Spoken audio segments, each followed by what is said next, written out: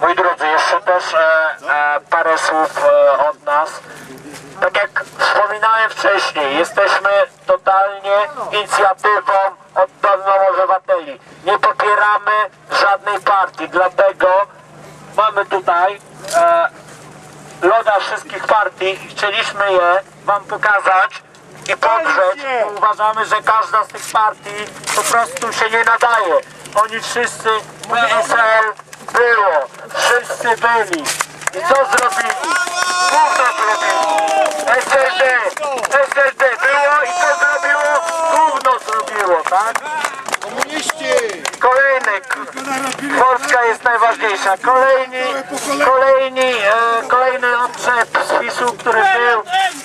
I gówno zrobił! PiS był i co zrobił? Gówno zrobił. Dziękujemy bardzo. Tu ich mamy i nie popieramy żadnej partii politycznej. Naszym celem jest tylko i wyłącznie to, aby w końcu Polacy, my obywatele, przestali się kłócić między sobą i zaczęli myśleć o Polsce i się jednoczyć. Bo rządowi, wszystkim mediom w tej chwili zależy tylko na tym, aby były jak największe waśnie w naszym narodzie.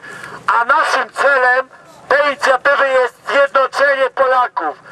To, żeby głos narodu był coraz silniejszy i był respektowany przez rządzących.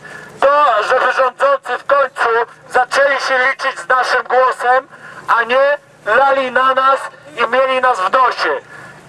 I jedynym celem byłaby tylko realizacja ich partykularnych interesów. Dziękuję.